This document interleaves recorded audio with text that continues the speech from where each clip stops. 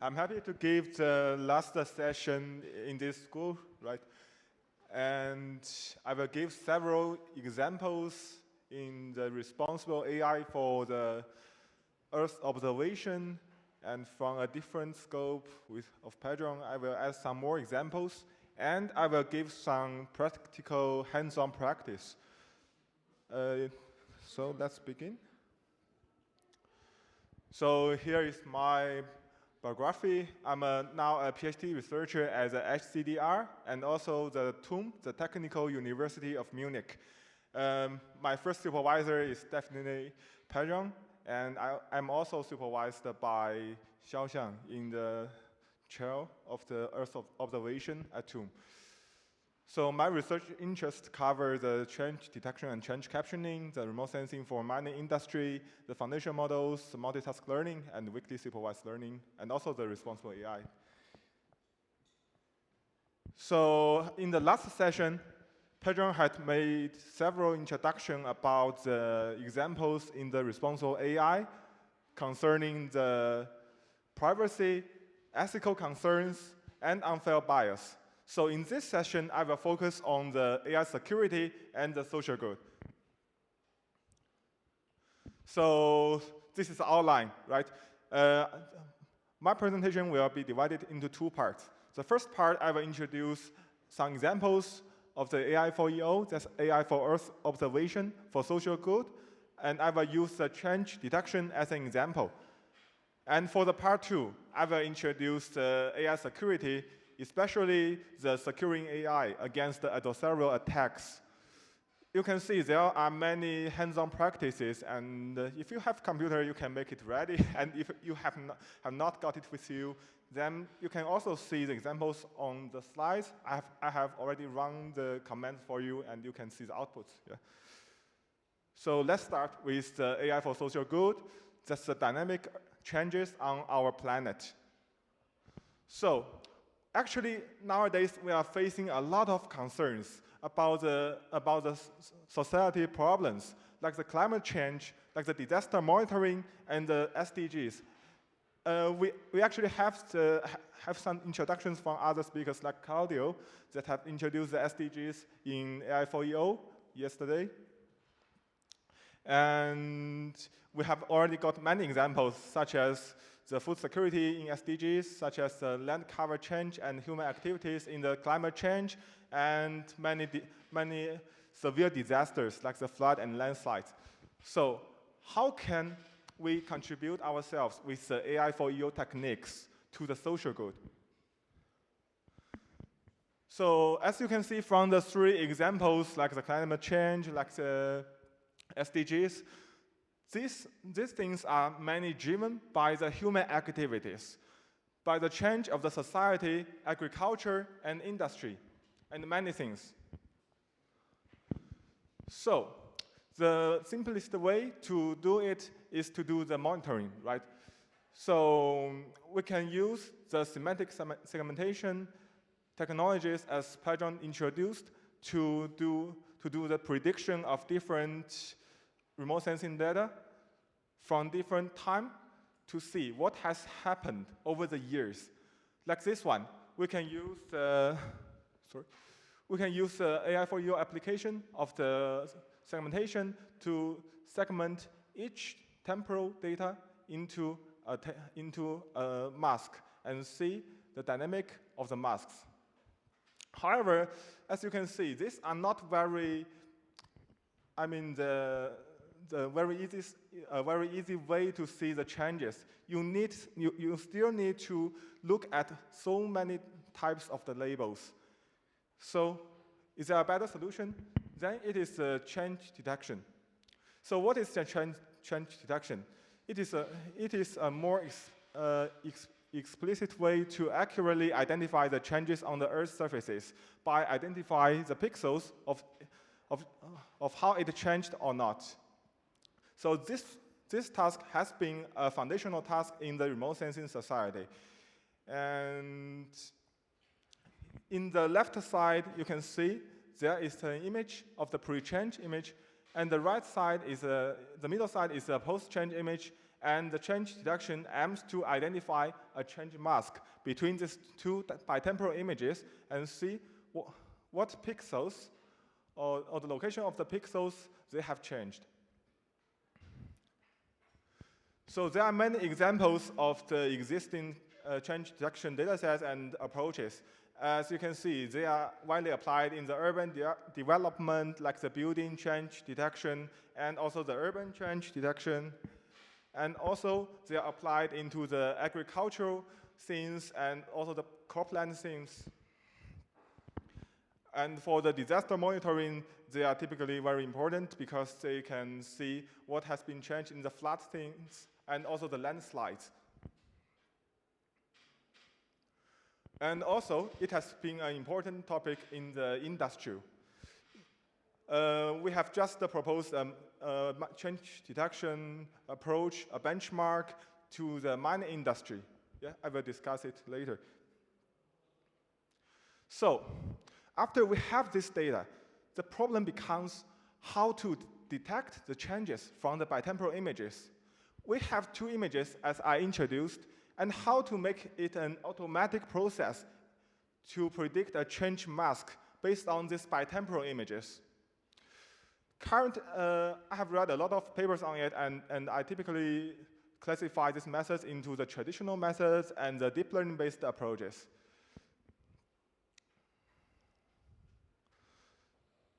So now I will go to next session about the change detection methods and the tutorial. Yeah.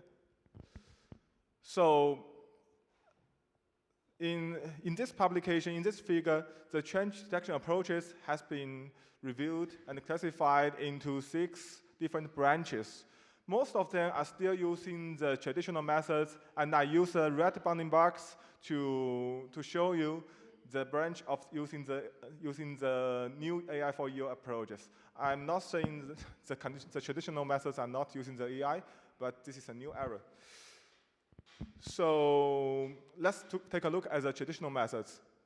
In the traditional methods, we have several steps of processing the remote sensing data into the change map. You can see we need first to acquire the data by data acquisition and process the data with the image processing techniques, and then using some GIS techniques to process the data, and finally use multi-temporal analysis to make a change map. That's a typical thing in the left side, and in the right side, we also need to use some techniques like the feature extraction, the image compression, and we need to specify a threshold value. That means we need to do a lot of things to predict a change map based on the traditional methods.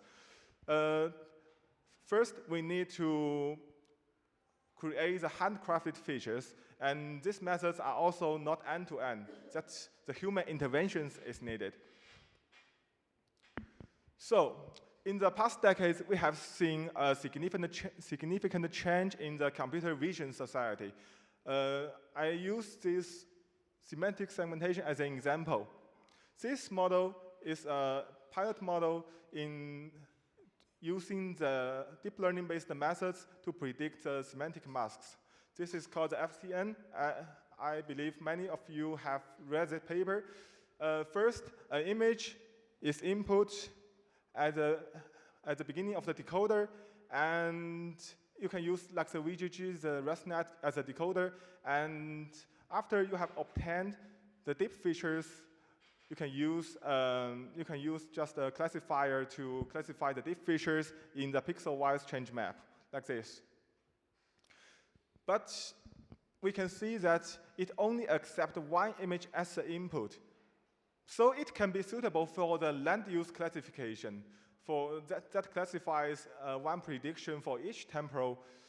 But, so how can we use this model in change detection? That requires 2 inputs, the bitemporal images. So the easiest way is that we can just use 2 parallel FCM models like this.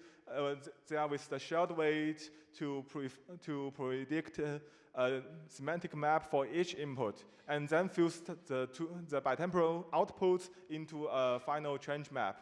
It's it actually has some advantages, like it is explainable, like you know that we can fuse the two outputs into one change map by subtracting, yeah? And also we have a high availability of the models. We have the FCN, we have the deep lab, we have many things else, but this strategy has disadvantages. Like we can see from the two images input, they are of very different spectral features.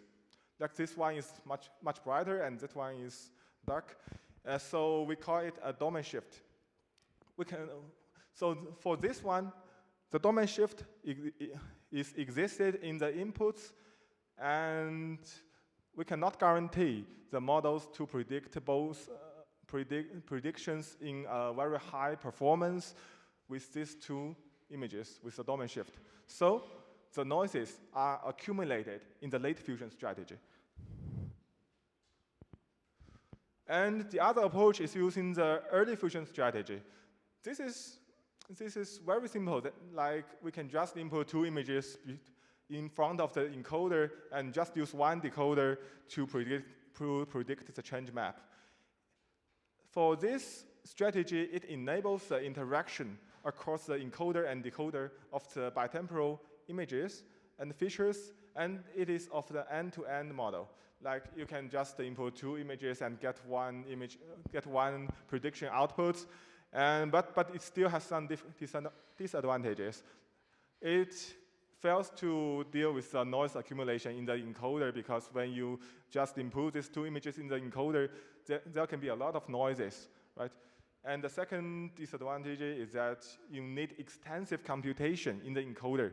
You need to process the two images parallelly in the decoder. That means the features has been doubled.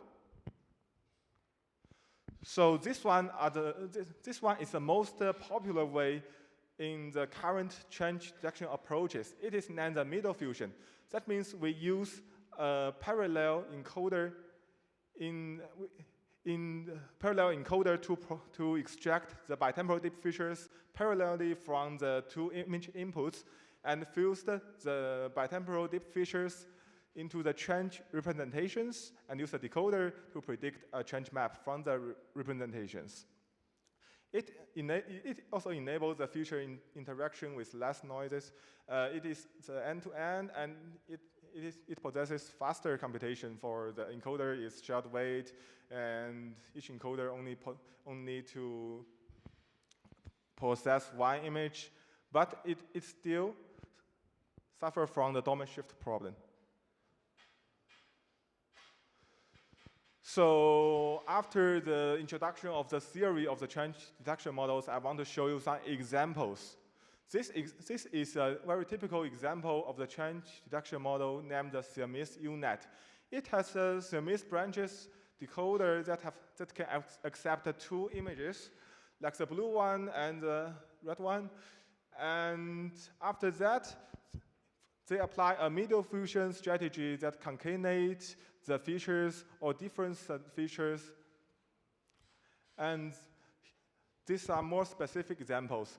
In the left one, you can see that the images from the pre-change and the post-change image are first processed by the encoder, and they, in this small blue block, you can see a difference module. So the features, the deep features are subtracted into the feature differences that represent the change patterns.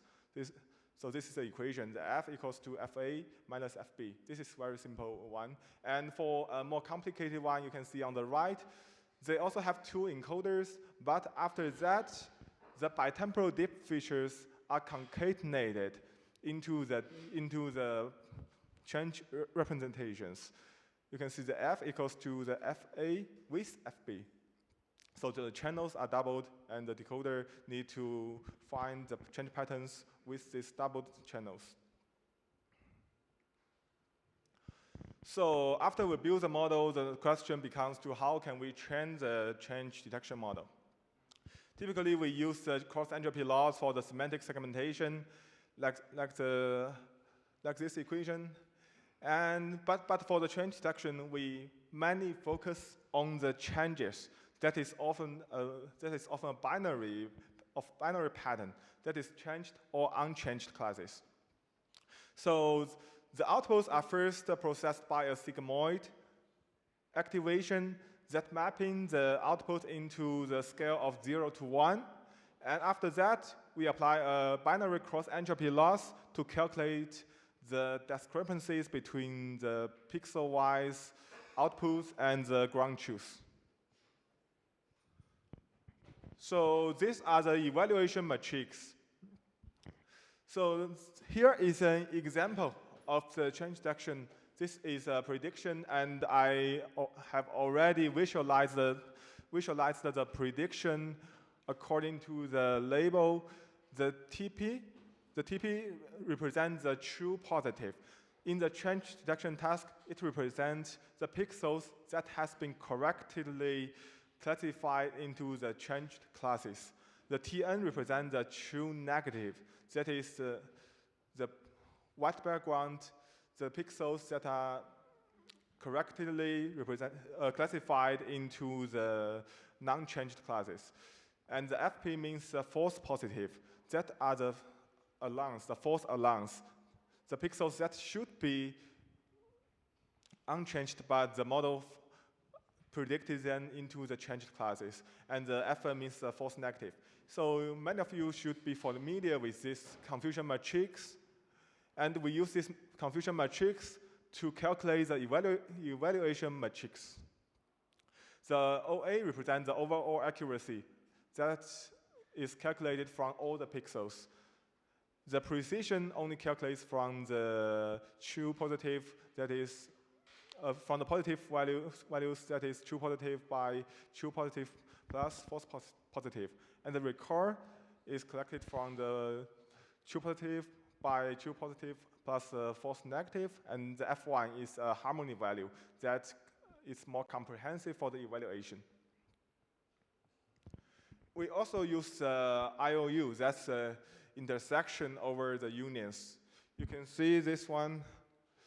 These are the predictions, and these are the ground truths. We want to know how much areas they are overlapped. So the more they are overlapped, the better performance the model is gained.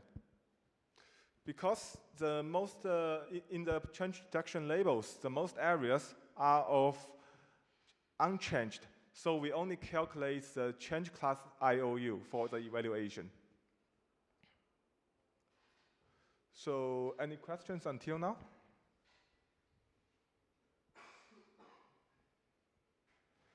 Okay, I will continue. So here I will give you a tutorial as a hands-on session of the change detection. It is prepared in the Jupyter notebook. That means you can see how everything is going step by step. And this tutorial is mainly based on the Siamese rescue net I have introduced to you, and with a dataset that is a building change detection dataset named the LaVier-CD. So for this dataset, because I don't want to make the things very complicated, I just cropped the dataset from the 1024 by 1024 into small patches for explicit view of it. And I created an example dataset in this tutorial that has 256 samples for the CHIM and 128 and 128 for the validation and test. So I will present the tutorial and all the hands-on sections like this. I will present my terminal output, so don't worry about if you don't have a computer for the practice. This is the local environment of my PC for demo. I used the Windows sub-Linux system for demonstration. You can run it on Windows. It is very tricky because in the past years you can only run Windows or the Linux. But for now you can run Windows with the Linux. So these are the guidance of how to install this system. If you have the Windows 10 or Windows 11, you can easily install it on your system.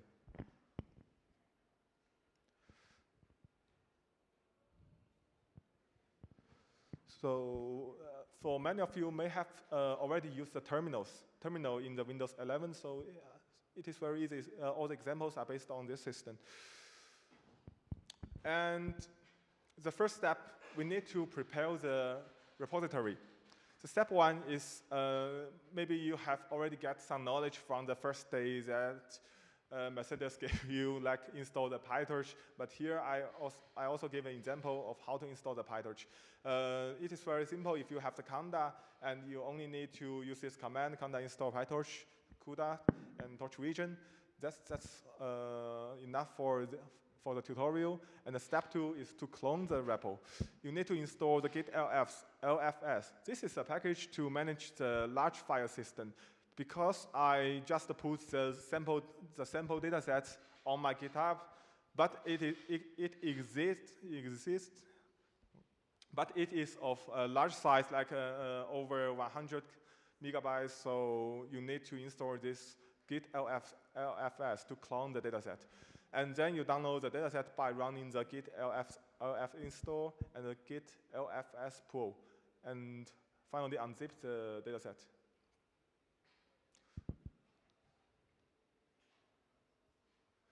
So after you have prepared all these things, you can open the VS Code as introduced in the last courses. The step one is click on the remote development tools panel, and the second thing is to connect to the WSL.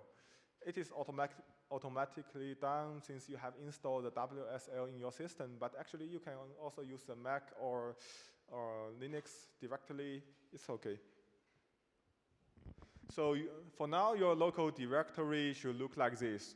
Under the data directory, you should have the level CD unzipped. You should have this already and unzip it into this directory. And then you should get this as a main file, the change detection.the Jupyter notebook. And let's start with the tutorial.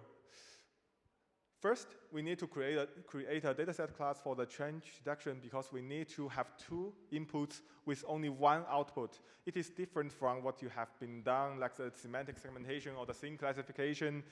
And we can see that it accepted two pre-change passes, the post-change pass, and in the get item, you also have the pre-change image item and the post-change image item, and transform it into PyTorch tensor. So using this dataset loader, you can load the image pairs and transform them into PyTorch tensors. And then you need to create the data loader class. This data loader class is based on the dataset we have created, that we need to initialize a data loader for the training and testing. After you create the data loader class by running the cell in my Jupyter notebook, you can check the data loader by seeing the outputs. So if you cannot see a label, that is very typical because there is no changes on the label. Just rerun it, and you can see the outputs of it. The yellow pixels represent the changed pixels, yeah, and the purple one represents the unchanged. So now we can go to the model construction. You can see how I define the model here, but since the font is very small here, you can see the Jupyter notebook for more details. After that, we can initialize the model with the model equals to the REST unit, and we can initialize two torch random tensors. We have batch size equals to 8, and these are the image sizes, 3 channels at the RGB, 3 channels with a size 256 by 256. And we can get the output like here, output equals to the model T1, T2, and print the output shape. And you can see we only have a binary output of the batch size with 8 and the image size with the same. So now let's go to the trainer. So the trainer will include the data forwarding, the loss calculation, and the optimizing. I also added the evaluation function for every 10 epochs with the overall accuracy for the evaluation matrix. So you need to consider the differences in your devices, like you can use the CPU to run the codes, use the GPU to run the codes like the CUDA if you have the NVIDIA GPU, and if you have the Apple Silicon, you can use the MPS. So we can see the outputs of the Jupyter Notebook that this is outputs of the binary cross-entropy loss. You can see the losses are declined step by step, epoch by epoch. And after that, you can see how the evaluation process is done. You can see this is the output of the evaluation, the epoch 29 evaluation completed. Average OA is like 95%, and then you have the checkpoint saved in the checkpoint directory. So how can we calculate the confusion matrix practically with the codes? This is an example as I have introduced what is this confusion matrix. You can see we can just use the actual values and the predicted values to make this confusion matrix. We can use the prediction by choose to see if the prediction is 1, choose is 1, then it's TP, and it equals to 1, and these are the 4 outputs of it. So after training the model, we need to have a testing phase. This function, as you can also see in your own laptop, is the testing function that tests the model on the test dataset. And then after you run this code cell, you will get the predicted change maps, like this. The name is actually the same with the input. And after you get the directory like that, you can visualize the results. This function is actually the same as the function you check the inputs. And this function shows how to calculate the evaluation matrix. And there are some hints. So we only get the F1 score of like just over 50%. It is not a good performance. So that's why. Is it because we only trained the model for 30 epochs? And also, the ResUnet is outdated. It was a model proposed in 2020. So how can we improve the model? So you may say we can continue the training process for 100 epochs. That makes sense. But the most important thing is that we need to improve the model. So any questions until now?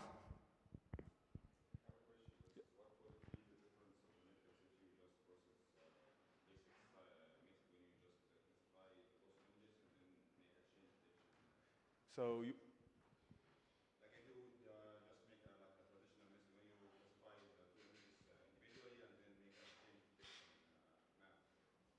so you mean the traditional methods? Like you classify the image before and after? Yeah, that's I mentioned about the early fusion. Let me turn back. So this one, right? You can classify an image from the. Just normally like just every image that you pass to the model and then you classify it. Like you know the difference in the metrics? So you mean you just need to predict the images parallelly and know the differences, yeah? So for this one, this is an example. If you train the model on these 2 images, you may get an output of very high accuracy on one image. But you can see there is a domain difference. So you can get a very poor performance on the other one. So and this is one reason, and the other reason is if you get 2 images outputs and fuse them in the late fusion, that means you have a lot of noises accumulated while these 4 encoder, decoder, encoder, decoders. So we need to use a more simplified architecture to reduce the noise accumulation. My question was just like if you have a quantitative number of the difference between the two methods. Yeah. So I will continue. I have a question. Yeah. Can you please explain the forward pass of the model? What happens in forward pass? Forward class, right? Forward pass. Forward class, like this one. Oh, this font, I cannot see it clearly. So, Two inputs M and N. So what's happening inside? so you mean you want to know how the code is processed? Okay. So you can see we have two inputs. I don't know how you can see it clearly. The M and N is here. You have two inputs, and then we want to predict the dip features parallelly from the M and N, right? And for the first rows, the X1, X2, X3, X4, X5, in these rows, you can get these are the encoding process for the M, and in these four rows, you can, for lines, these are the encoding process of N.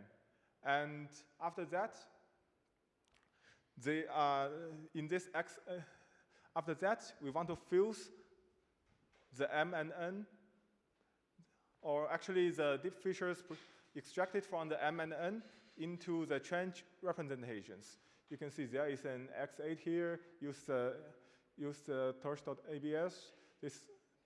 Using this one, you can get the change representations by subtract the pre-change deep features and the post-change deep features. You may see it more clearly on your own computer, yeah. And So it's not late fusion or early fusion. It's in between. it's middle fusion. Middle fusion. Yeah, it's middle fusion. And we fuse every second or third layer or whatever. You only fuse the deep features. Deep features. Yeah, deep features. Like if you use the early fusions, you will see the fusions in the front, but as you are seeing the fusion in the middle, so definitely it is a middle fusion. You fuse the encoder outputs of the bitemporal images, that is the pre-change and the post-change, the M and N. Okay. So let's turn to the next session. So for now, I want to improve, as we want to improve the model performance, I will give an example of our recent work, the mask CD, as a SOTA change detection model. So this model is already being available and published on the IEEE TGARS, and it mainly involves the model from the per pixel-based decoder to the mask classification-based decoder. As you can see, these are the typical ways of the change detection model I have introduced, like the Smith UNet, the one in the tutorial. It uses two encoders to process the post-change and pre-change images, and use one decoder to predict a change map. But the thing is that if we predict the pixels by pixel, we can ignore the nature that the change objects are the objects rather than the discrete pixels. So in this paper, we aim to solve this problem by using the mask classification paradigm. We predict the different masks with their different classes of changed or unchanged. So we can make the objects more clear with different objects using different masks. These are the differences you can see.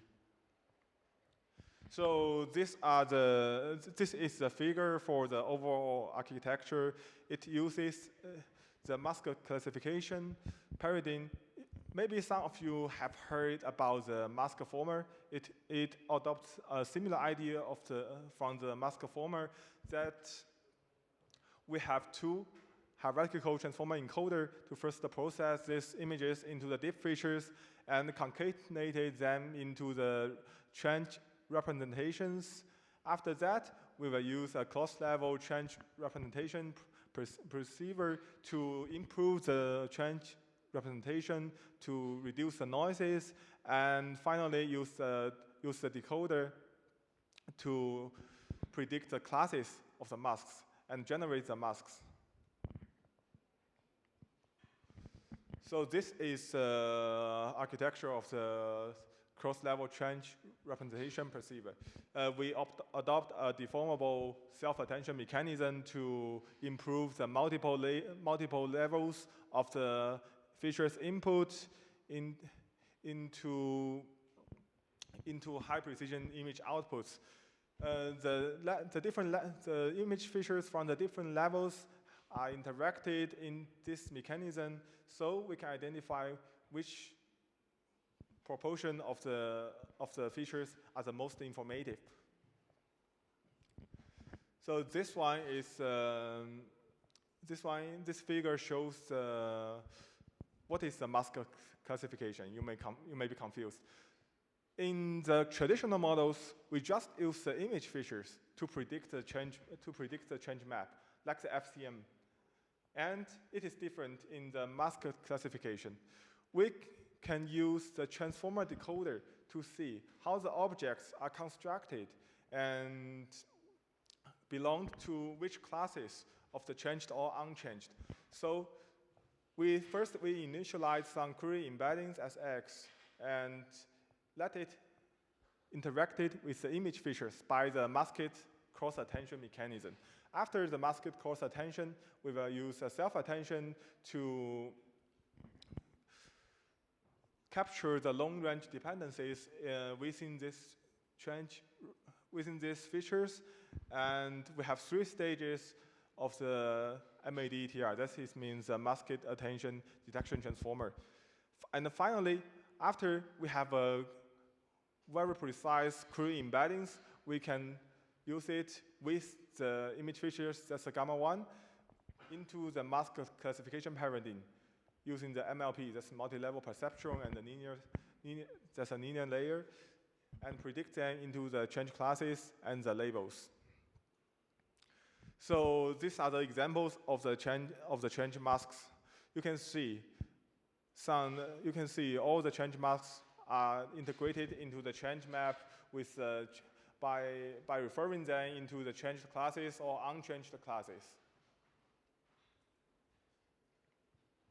So here are the results. In the first column, it represents different data sets. And the other columns represent the different methods, like the A2NET, they are the competitors, and the last column represents the mask CD, as in this work.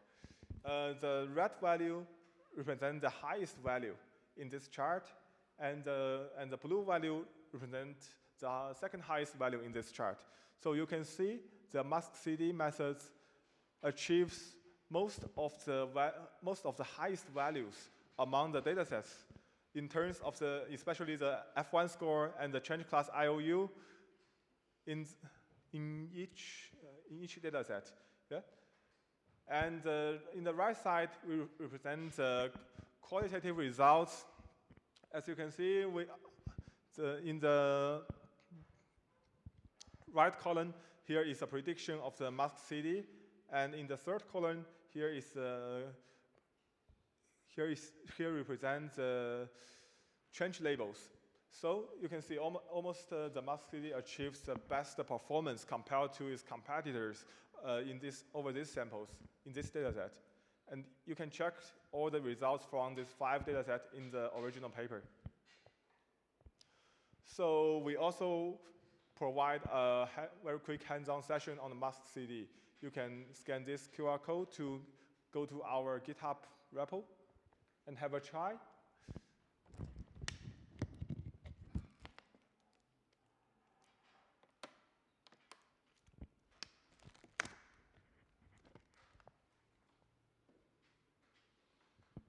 And I will also show you the outputs on my own computer for it. So the first thing always is to creating a new environment in Conda. For this project, we need not only use the PyTorch, the torch region, but also the transformers that is developed by the Hugging Face as an open source platform for developing the deep learning based methods.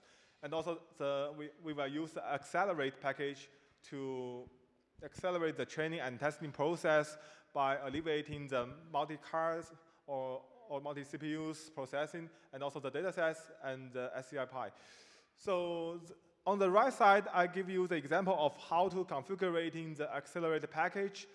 You need to do it according to your environment, but you can see that the first one, you need to type the accelerate config,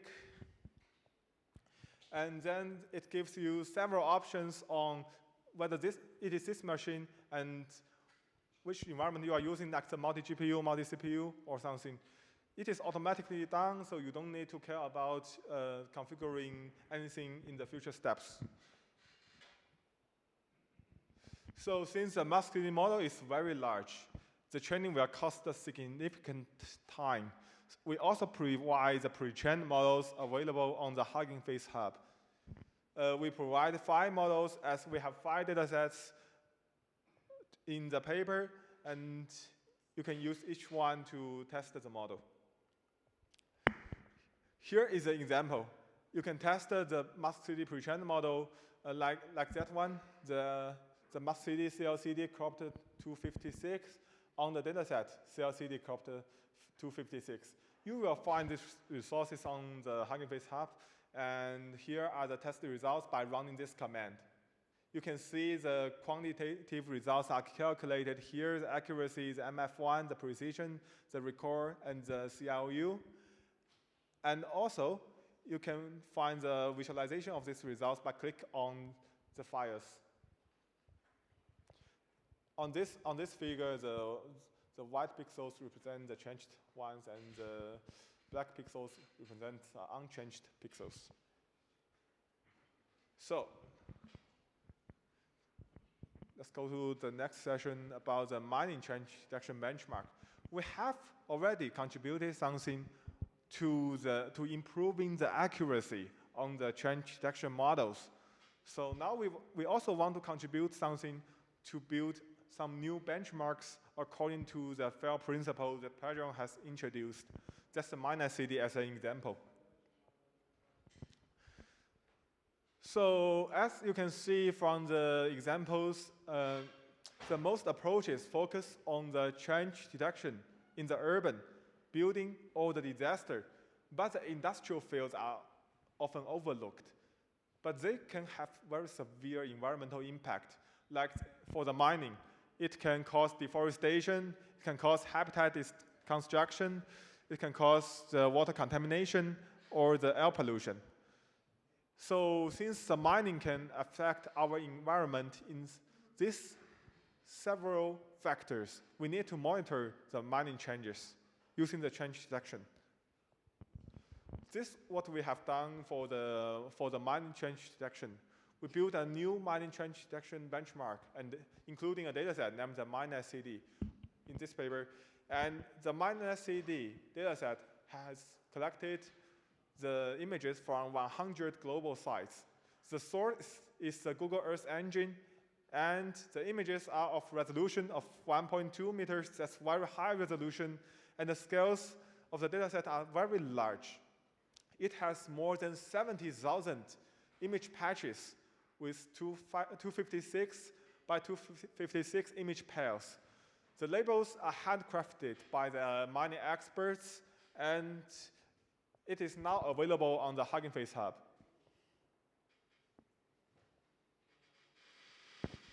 So this dataset is created based on the global mining database. We use the database as shown in this figure. That is not clear, but you can see some red dots on it that represent the locations of the mining sites. And here is one sample of this database. You can see there is a polygon. represent the area of the mining. But actually, it does not. It has only one image. So if we need to monitor the mining activities, we need to have several temples collected from different time. So these are the samples of the miner CD. In the first and the second column, you can see the pre-change and the post-change images.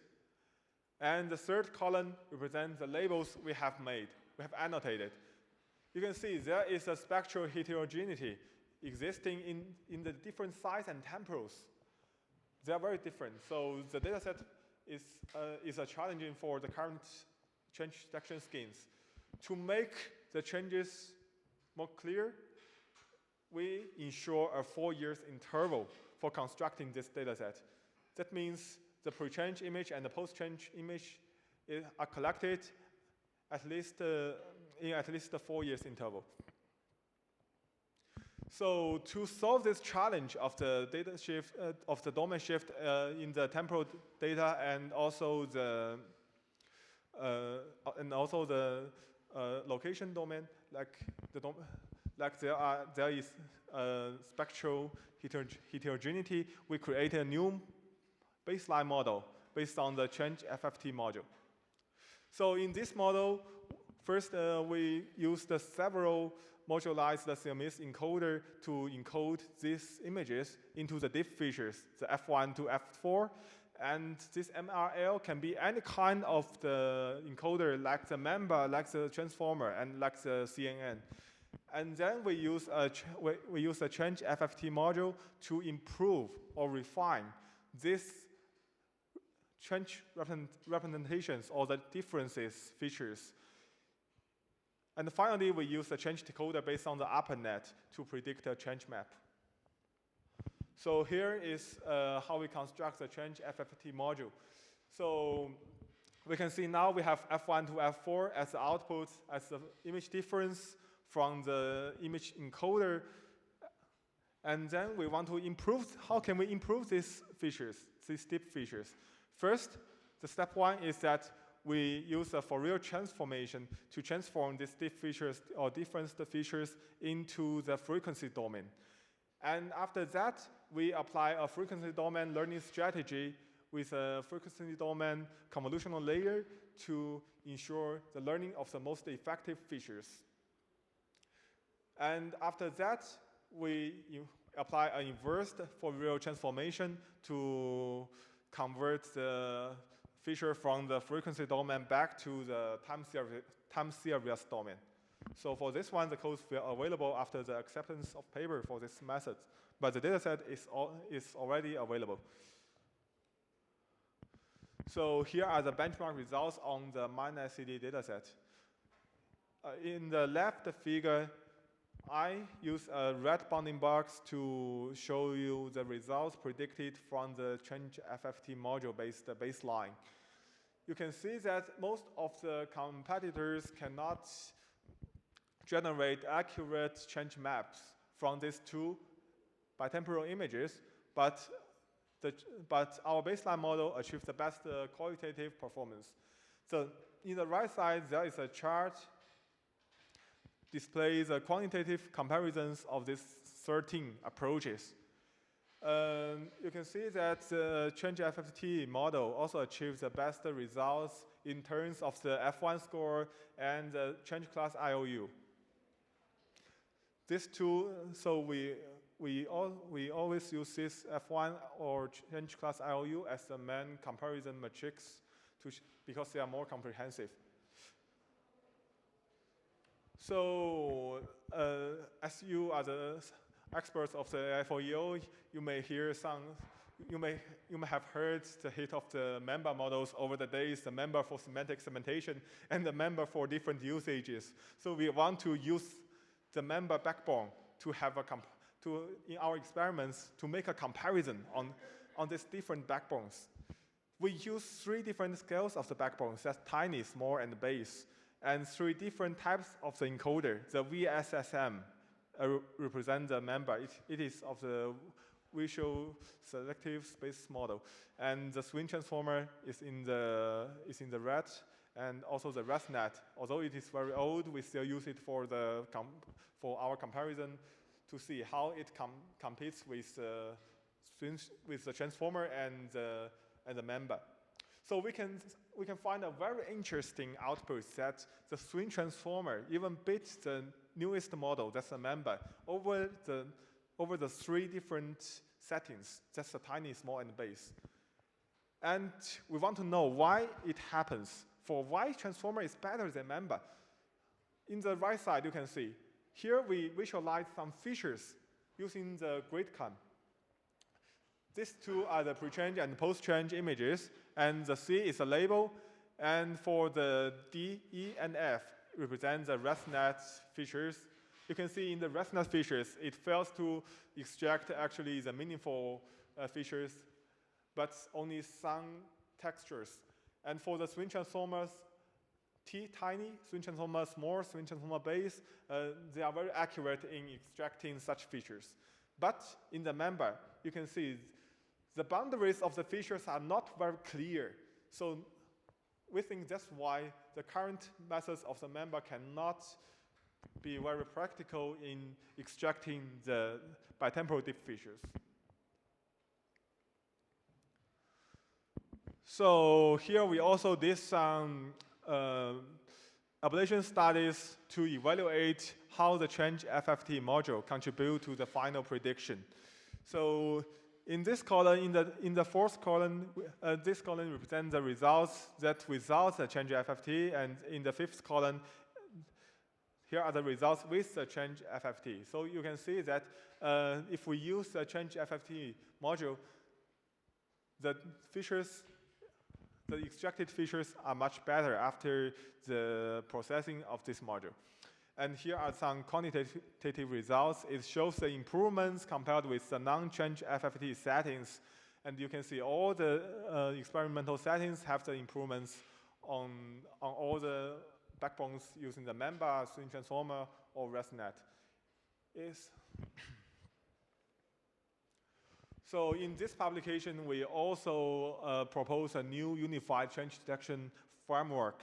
We know that for most of the people who do not have the expertise in the AI4EO or the change detection, it should be a challenging for these people to do the change detection on their own platforms. So we want to use a unified framework to alleviate this problem.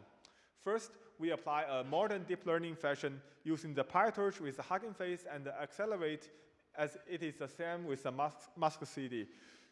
And it is with a high compatibility. We have already did 13 change detection models, and the future development is enabled. We are still contributing to more models and more datasets. It is with a cloud-based platform that the models and datasets can be shared via the Hugging Face Hub. So in the tutorial, you may need to download the dataset yourself, and it can be a painful experience. But with this new platform, you don't need to do it so. You just need to specify one code line for which dataset do you want to train or test, and which pre-trained ways do you want to use by only one code line. And it is of high efficiency for we enable the distributed learning via the Accelerate package. And this is researcher-friendly, that no professional skills are required. One code line is enough to run all the experiments. It is in accordance with the open science paradigm that more than 70 pre-trained models are available on our Hugging Face Hub. So it is environmental friendly, that you don't need to retrain any models in the future research for the existing approaches. So here are the page of our MindNetCD dataset. By scanning this QR code, you will open a website like that in the right side of the slide. You can see the samples and which domain this image is belong to. That means the location. You can see whether this is from America, this is whether from the Europe, or even specific countries. So as I said, by using the Hugging Face Hub, this dataset can be very easily to be loaded. You just need to use one code line. The minus CD equals to the dataset, load dataset, and that's the name of it. The SIDR, FWGL, is the site of our working group, and this is the dataset name of it. And by running this code, you can get output like this. It will automatically download the dataset from the Hugging Face Hub. And after that, if you want to initialize one sample of the minor CD, you just need to first go into the training set and use an index of 0 to it, like these code lines. It's very easy, but you can get have everything done just using our unified change detection framework. These are the only examples to show how to use it by using the terminals. So I want to say it is already possible to train the minor CD with the mask CD. We make them compatible in this framework. As you see, we have the dataset already on the Hugging Face Hub, and also the mask CD is compatible with any dataset in this format. You can train it very easily. The command is here, and I don't think you want to run it yourself because it costs a lot of time. These are the outputs. Actually, I don't know how much it will take from my own laptop, but I use the cluster for running the experiments. It uses the pre-trained ways of the AD20K. This is a semantic segmentation dataset, and you may get some information of from the accelerate. You may see that the font shape torch size is 256 channels, and the semantic segmentation channels is of only 128. So why you have received these messages is because we use these pre-trained models on the change detection, and we concatenated the deep features from the bitemporal deep features. So if you concatenated two deep features with the channels of 128, you will get the channels of the 256, like this one.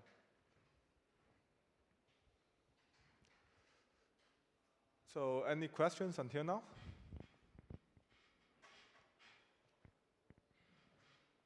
Sure. I have a question regarding the fusion into multiscales, the fusion of multiscales. So you do upsampling of lower levels, yeah? Yeah? Why did you choose this option? Why didn't you try to downsample the first layers instead of upsampling the last layers? You mean this This CDD. mask CD, right? You mean this one? Yes. So This one, right? For the encoder, we downsampled the features because we want to extract the deep features to see what is behind the pictures, and so that's why we do deep learning. We want to obtain the deep features and let the machines do the decision process. Yeah, and for the upsample processes, we want to reconstruct a full resolution change map according to the original resolution. So for this one, this has already outsampled process, and you are correct because we actually use an outsample here. Yeah. For this approach, we use the gamma one is of the 64 by 64 resolution because we want to save the computational power. So, but as we need for the full resolution, we finally upsample this one into the full resolution 256 by 256.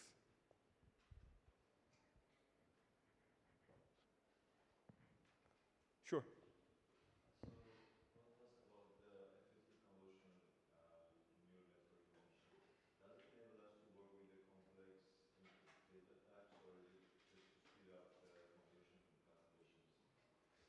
So you want to use the complex data patterns for? Yeah, you mentioned about working with complex data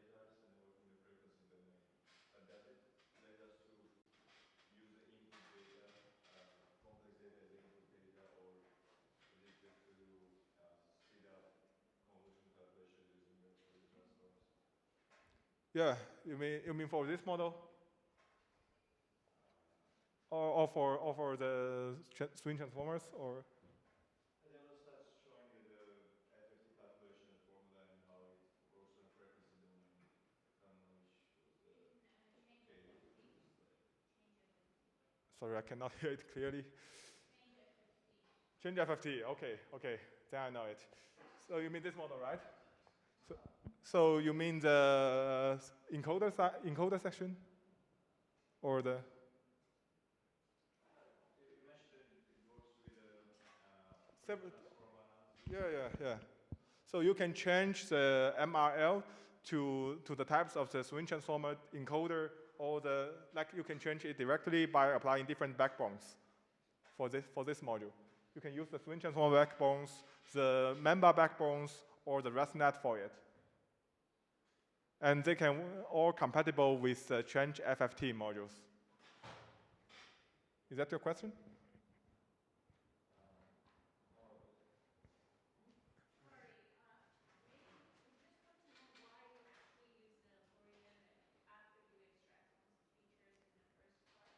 Yeah. So why I use the change FFT is because as we directly difference the features from here to the F1 to F4, it may still contain a lot of noises because of the temporal shift.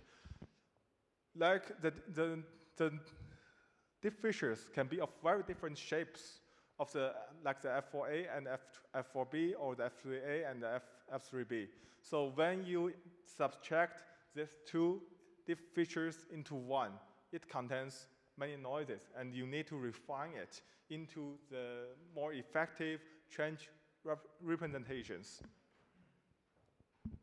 So there are many approaches aimed at this improvement of the features. This is a key question of applying a deep learning-based change detection model. For we need an accurate deep features to predict an accurate change map. So I return to the next one. So let's talk about the change captioning. As the vision language models have received more and more concerns over the years, like the ChatGPT, you can input one image, let it caption the image. We also want to make the change detection more practical for everyone, like the reporting, as Pedram said, and we apply it by using the language descriptions. So for the change detection, our aim is to predict the pixel level change maps, like the pixel-wise results with full details, like this one. But actually, they are not explicitly explained, and needs the expert's intervention or interpretation to tell you what is changed or what is not. So the idea is we predict the sentences to describe the changes. This includes a textual description of what has changed, and also we want to make the human-readable captions. This is the approach. This is a paper published by Pedram in 2023. The name of the model is called the change to cap. This model contains 3 parts. The first part is a feature extractor. You may find it is very similar than a change detection model. They all have 2 branches of the encoders. But the things changed in the subsequent modules. The second module is about the attentive encoder that process the deep features into the high accuracy deep features that is suitable for generate the text. And for the third part, it is a caption decoder. It applies a transformer decoder based on the cross-attention mechanism, and finally generate text information, that's the caption here. I will introduce it one by one. So since the encoder are almost the same, I will only introduce the decoder part. First, the deep features are input into the hierarchical self-attention module to improve the accuracy of the features And then it used a REST block refinement to refine the features. This actually did a similar thing with the change FFT if you have any questions, but they are of different M's. So after that, it will use an attentive decoder, including the positional encoding, the temporal that enables the temporal interaction based on the hierarchical self-attention module, and finally use the REST block refinement to improve the deep features.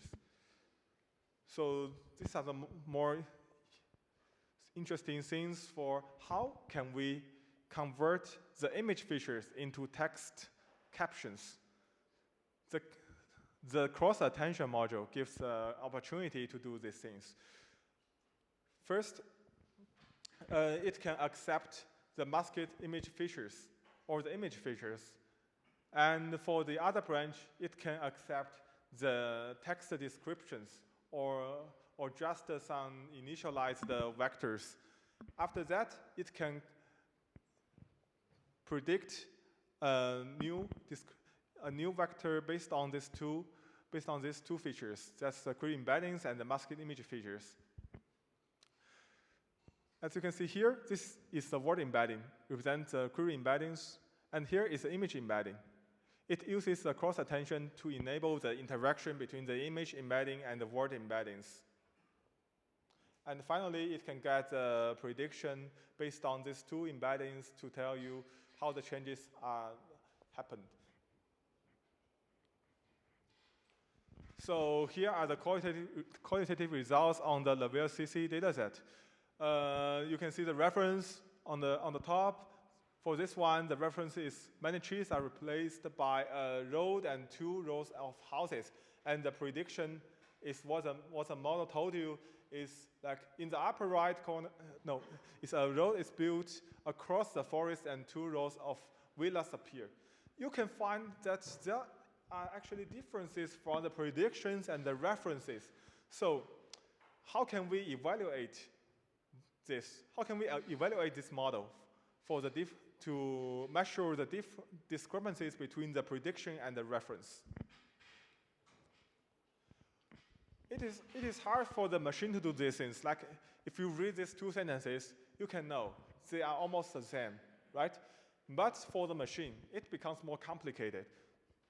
There are many two evaluation matrices for this goal. The first one is called the bilingual evaluation understudy, the blue matrix.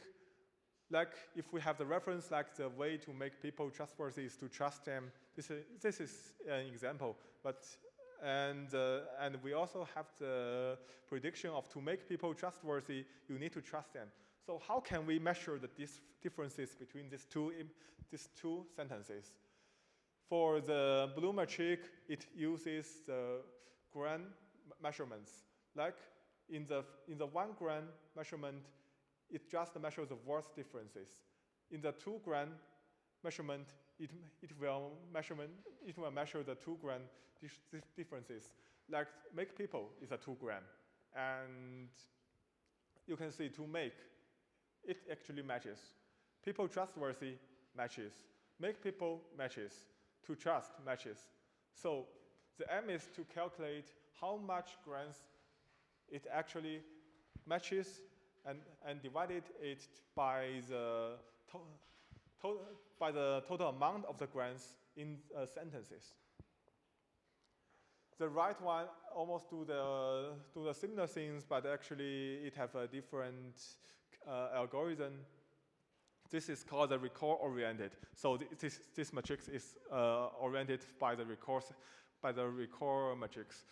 The record-oriented understudy for gisting evaluation, we can call it Raj matrix. This one calculates a different thing, like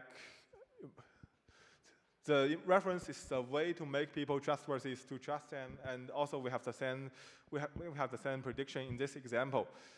For how it is calculated, we also need to count the matches of the unigram of the words, like to make people trustworthy. It is matched to make people trustworthy, and to trust them, it is also matched. This is called the Raj 1. You can see it. And we also count the matches and divided it by the length of the sentence. So in this case, it is 10. You have 10. The length of the references with the unigrams is 10. So the final result is 7 by 10. It's 0.7. So after we have gained knowledge about how to calculate this evaluation matrix, we can see the quantitative results on the LVCC dataset and also the ablation studies on the LVCC dataset. So you can see, compared with other competitors, this change to cap represent by hours achieves the highest results among these 4 competitors, and also the baseline. And also, you can see if we enable all the modules into usage, we can get the highest score of across different metrics. So I will show you a hands-on session on how to apply this change to cap model. Here is the GitHub page, and here are the requirements for the environment construction. And you should get the work directory like this. This is more complex because you need to download a lot of data sets and then move the data set to the correct directory. And here is an example of the change caption label. You can see here, this is a label for one image. It indicates the file path is a chain, the file name is here, the image ID, and also the sentences. Like Pedram have introduced, one image may refer to several sentences. So I highlight these different sentences into different colors for you to see. And how can we process this data into the practical training and the testing phases? We first build a vocabulary based on all the sentences we have. That means we need to find all the words in the sentences, like sun, or houses, or are, or built, and also the start sign and the end sign into a full vocabulary. Here is the code for generate a vocabulary, and you can see the output here. The null refers to 0, and the UNK refers to 1, the star refers to 2. And by using this vocabulary, you can convert these words into numbers. So the machine will understand the numbers rather than the words, actually. So here is a testing phase. You can easily run the testing command by the command showed on the GitHub page, and it will give you the evaluation matrix generated based on the outputs of the captions. You need to download the pre-trained weights and unzip it into the directory you are work. So here are all the examples today for the change detection and change captioning for the part 1. Is there any questions about the part 1?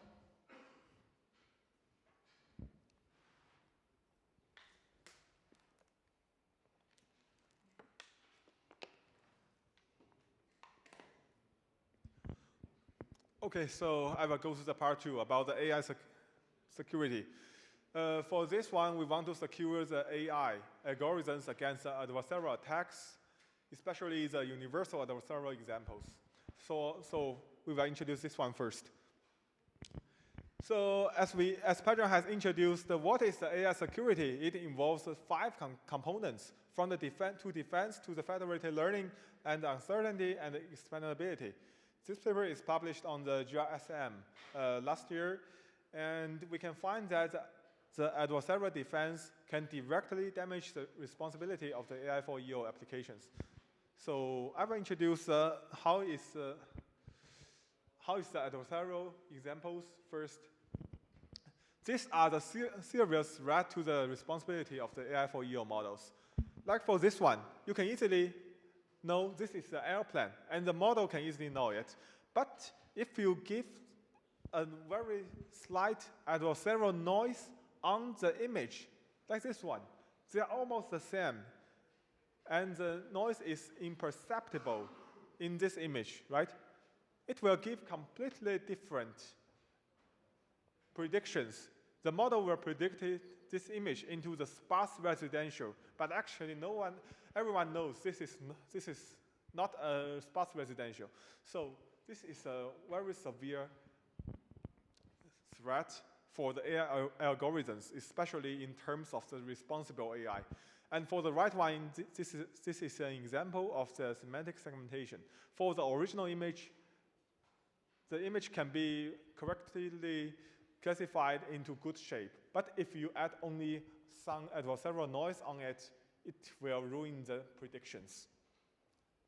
So these adversarial examples have been widely identified in the scene classification, the semantic segmentation, and also the object detection in the AI for Earth observation applications. And it is widely identified in the optical data, the SAR data, and also the hyperspectral data. So here is an example of using the adversarial perturbations to generate the adversarial examples. You can see in the first 5 rows, highlighted with green, the model performed very well in classifying these categories, this image. All of them classify this image into the forest with very high confidence, like over 90. And if we add a little perturbation on it, they're almost the same. To an adversarial image, the model will give completely wrong predictions, such as the residential, the river, the mountain, the beach. It also happened in the semantic segmentation, like this column. No one can interpret this column, right? Yeah. So the question is how we can defend the adversarial attacks and secure the AI algorithms against them. Then we propose a universal adversarial defense. So how to defend against the adversarial attacks? There are many methods for doing it, like using the pre-processing methods with the randomization, transformation, defense scan, or something. They are of high availability, but with the weak adaptive capability. That means they can deal with one kind of adversarial noise, but not other kinds of it. And for the second branch, it refers to the improving the robustness of the model.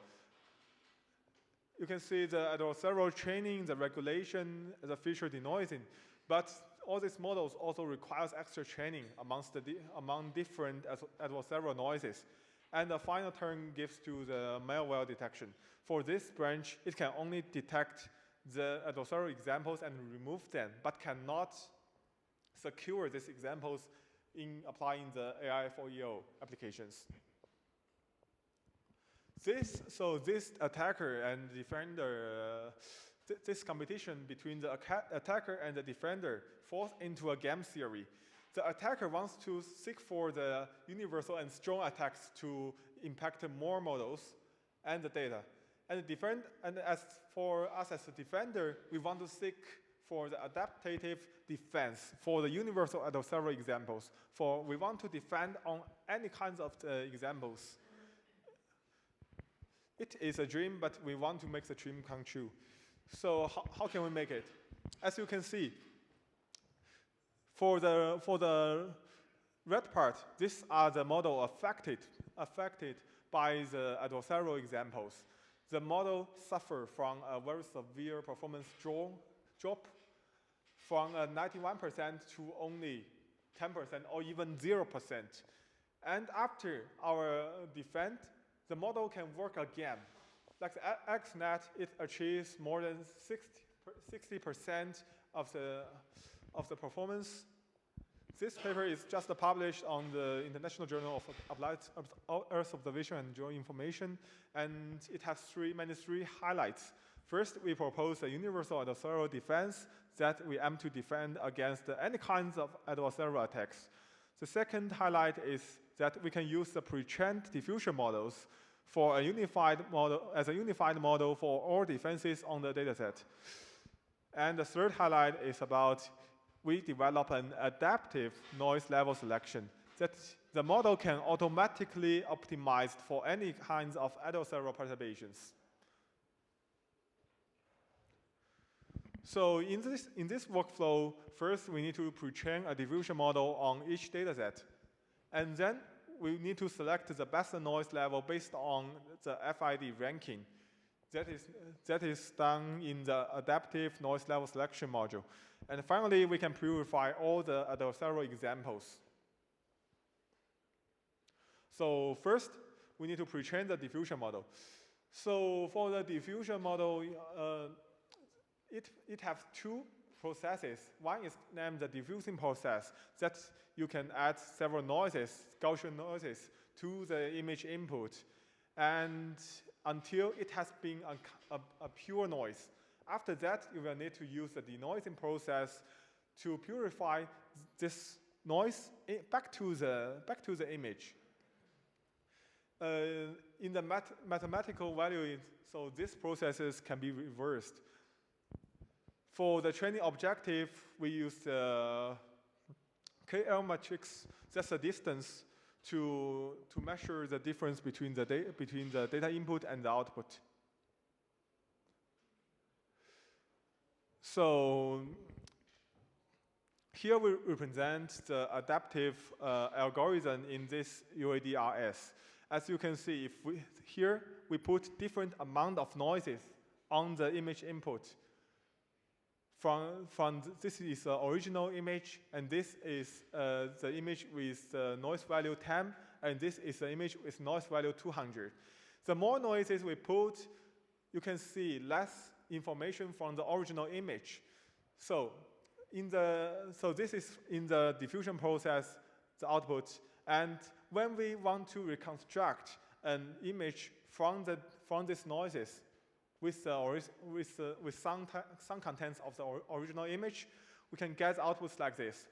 You can find the more noises we put on it, the bad reconstruction performance we get, because if you put more noises on the image input, it will destroy the original contents, like the textures of the original image. So we need to specify the best noise level to ensure the best performance of the reconstruction process. These are the quantitative and qualitative results on the Weikang dataset. For the first row, it represents a non-defense paradigm. We want to see if we don't defense it, how can the performance be dropped to which extent? We can see like the strong attack, like the IFGSM or the CW, the OA is dropped to only 17%. The second to the fifth rows represent the competitors in the experiments, and the final rows represent the UADRS. That's our presented model in this paper. The red values represent the highest values among the competitors, and the blue values is the second highest value. So you can see that our methods achieved the best results among most of the attacking settings. And for the right side, you can see the qualitative results. For the B, it is ground truth, and for the C, it is attacked. It is the prediction after attack. So you can see in the C, the output is really a mess. So, and for the other columns, the D represents the prediction output of the clean image. That's what we want to defend towards. And for the C to H, it represents competitors of other defense methods. So you can see our methods in the red bounding boxes achieve the best performance among the 5 comparison methods here, here, here, and here. The boundaries is the most clear, and the object is also with good shape. And it is almost identical with output of the clean version of the image. So another interesting thing I want to talk about is the image generation. As Pedram has said, this task is very important to contribute to the geoprivacy. We can also use the diffusion model to generate some images. Here you can see some images generated by the pre-trained diffusion model by the UADRS. So we use the DDPM, that's the denoising diffusion probability model, for the unconditional image generation.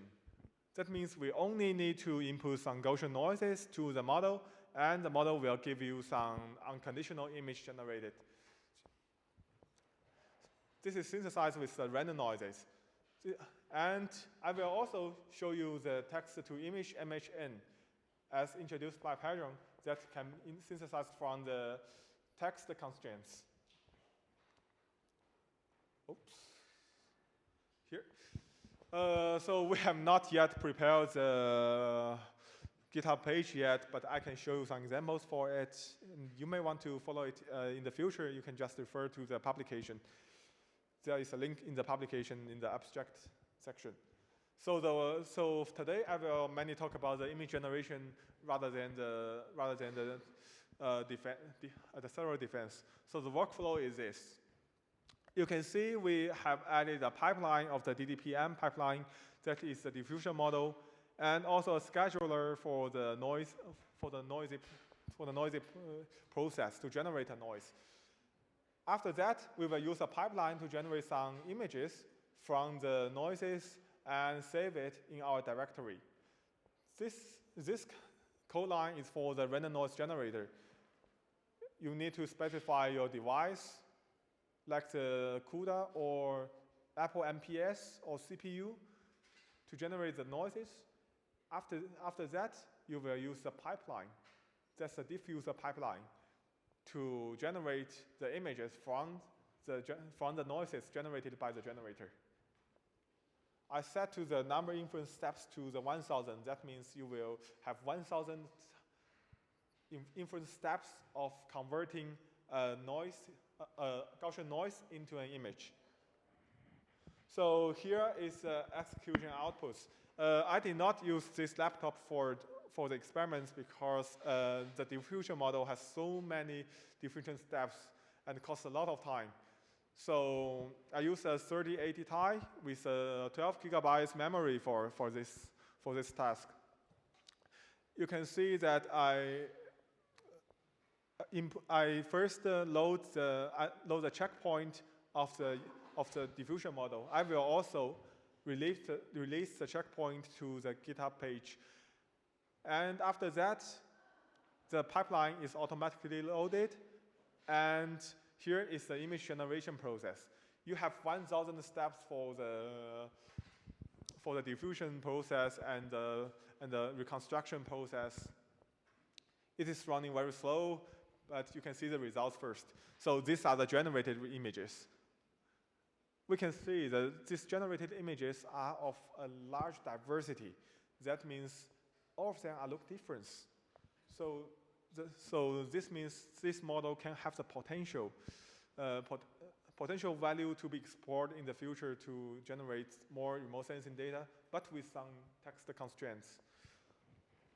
So here I also make a small hands-on practice on the text-to-image MHN. I will not introduce the methodology part because Pedram has did it. So for this one, here are the package requirements. You need to for this one, you need to be cautious because you need to install the PyTorch 1.8 LTS version. I have tried to install a higher version like the PyTorch 2, but it doesn't work. You also need to install the timing transformers for the VQ VAE and the VQ GAN. For these two models, they are directly coming from the timing transformers. First, you need to clone the timing transformers and install the timing package from the scratch via pipe. That's pipe -e, and you specify the directory of the timing. After that, you can see the pre-trained models and the testing dataset here. You need to arrange them in this order in the directory, and after that, you can generate some text using the text-to-image MHN. I also use the RTX 3080 Ti for this experiment. It is very slow, but here is an example. So this is a reference text. It is a large piece of bare land, and it is a reference image that was used for the training process as a label. Here you can see the generated image. Actually, each one of this image fits the reference text. They are all bare land.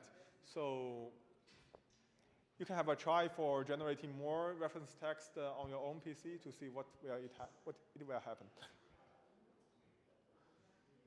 So I will make a conclusion for the part two session about the responsible AI. I introduced an objective of the AI for EO for social good by using the change detection as an example. First, I define what is the change detection and introduce some change detection methods and tutorial with a hands-on practice. Then I introduce the SOTA change detection model and the mind change detection benchmark, and also the change captioning. And finally, we go for the part two about the AI security for I define what is the adversarial defense and the attack, and show you some adversarial examples in remote sensing, and also an example of the adversarial defense. And I also provided some hands-on session on the image generation in terms of the UADRS, of the diffusion model and the text-to-image MHN. So thanks for your attention. That's all for today's